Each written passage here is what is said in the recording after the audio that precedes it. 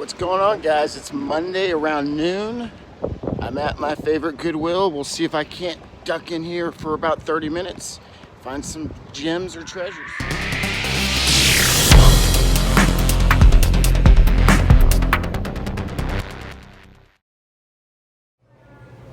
I always go down the linen department looking for the vintage like sheet sets, like Pokemon, Transformers, G.I. Joe, all that type of stuff.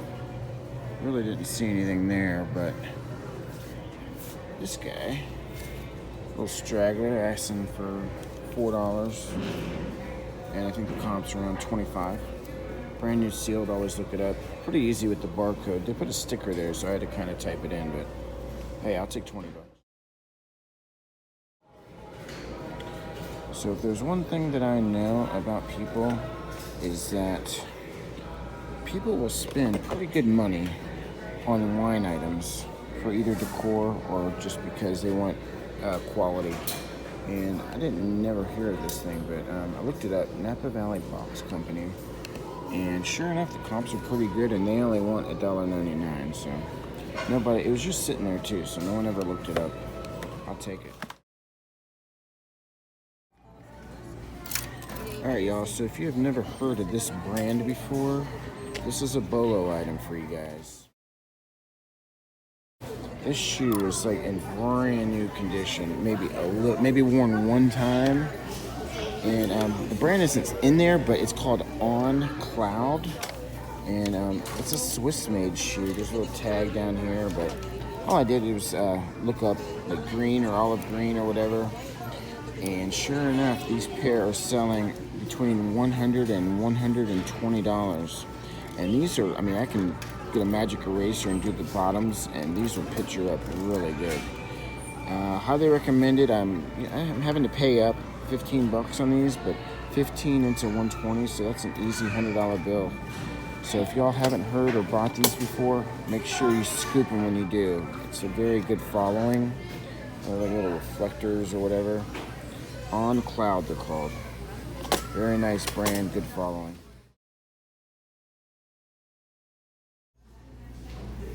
Now here's a beneficial one of Goodwill being either lazy or not knowing too much, but this is a vintage Gorham Christmas ornament. Now really doesn't say anything, but they went off of a 1991 writing or whatever, and there is no 1991 Gorham Christmas ornament that has this design. So sure enough, I look it up, and ignore this for a second. They got this terrible, like, ridiculous tape situation going on. But I'm trying to show y'all, if they would have spent a little bit of time to look these things up, what do you see there? I see sterling silver, right? And then sure enough, I look in the little pocket, and boom, there you go. It's a vintage sterling silver ornament. And on eBay, they're asking around 75 bucks. I'll show you all the comps. So I'm gonna be paying, what, $4 for 75. Pretty good find.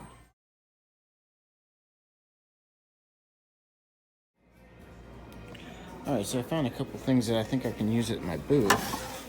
These are like just modern looking VHS tape holders. And I'm thinking that when I go to these garage sales or estate sales or whatever, and there's two of them, I'm only asking $3 each.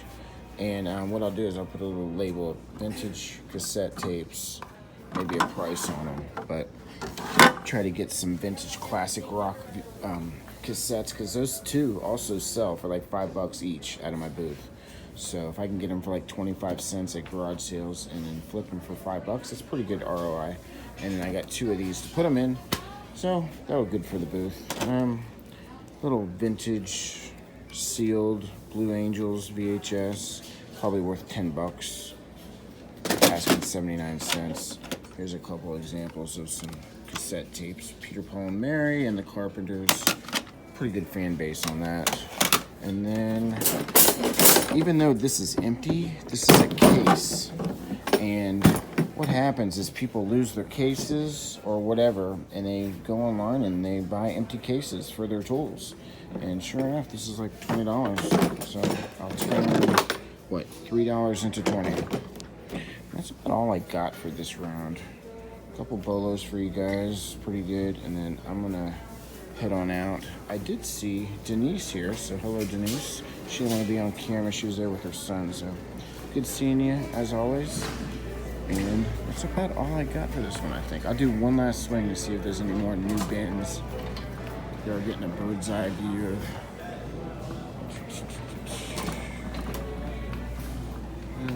what a clothing they brought out. If I happen to see any vintage t-shirts or anything that looks older, I'll go ahead and take a quick look at it. Like, this catches my eye. What brand is it? $30. Look at this. I'll have to look at this one. Look at this. You could tell it's just so heavy. It's a solid, like, leather jacket. Let's see what it says. Outer shell. Teal exterior. Genuine leather from structure. Let's run the comps on this thing. That jacket looks, it's just so heavy. Let's see what it goes for.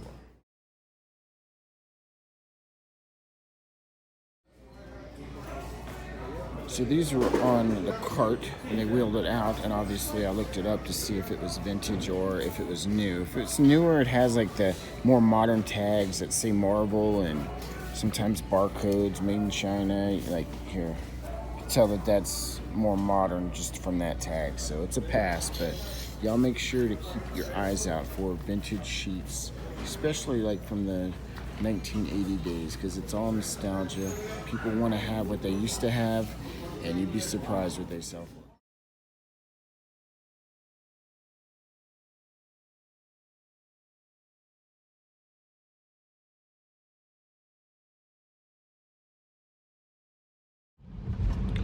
All right, y'all, so pretty exciting news.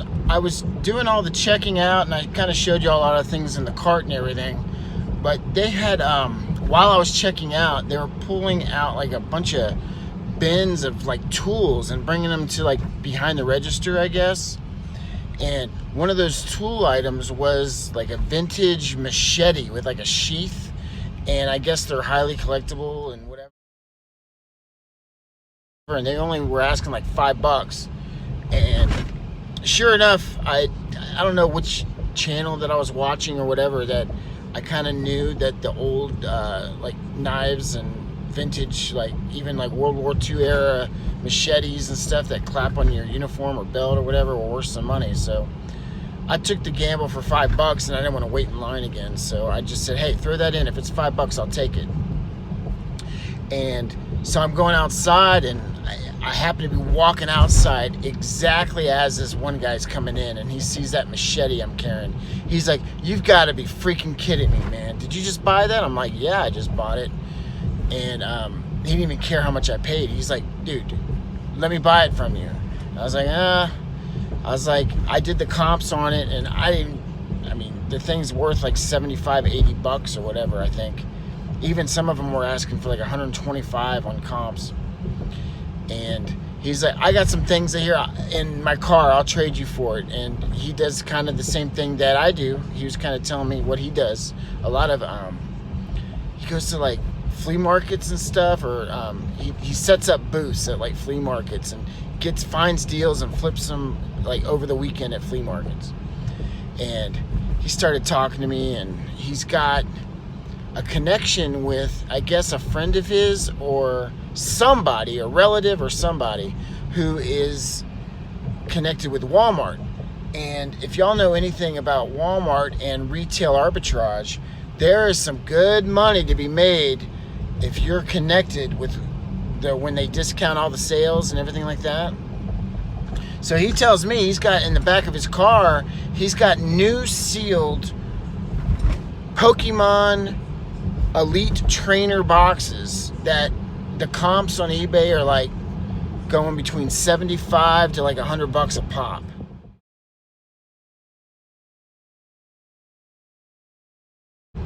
And I know that cards are hot right now, so I was like, well, shit, pardon my French. if you got some Pokemon sealed, and I'm not stupid, I'm gonna look them up before I do the deal. He said, yeah, man, I'll do the trade right now. I'll give you a box of Pokemon sealed for that machete. All right, so of course he pulls around. He was not full of crap. He had like 6 boxes in the back of his car that he had just got from this Walmart, I guess, in Bay City or wherever. I'm not sure what he told me, but I did the trade, and then we got to talking, and he wanted to see like some of my stuff at storage or whatever, and I had some stuff at storage, like some shirts, like some silk shirts, Hawaiian shirts that were like a name brand from Japan or something. And he liked those, and so he gave me another box for the shirts, which was cool. And so I've got, just from networking and just timing, I guess, was key, I got 2 boxes of Elite Trainer sealed Pokemons that the comps are pretty good, and I'm going to show you right now what I got.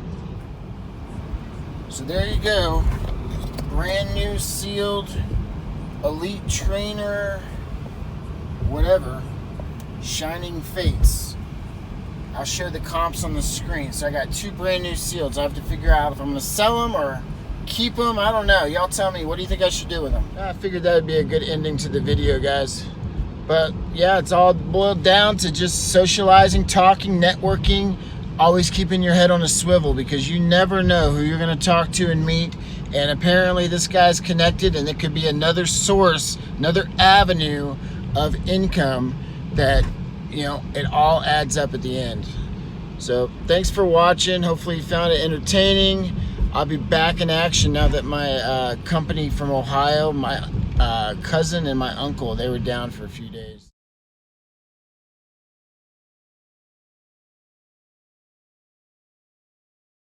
Now that they're gone, so back to putting videos up. I'm gonna go to the antique booth, fix my booth up a little bit, organize it. I might make a video on that too. Take care. Peace.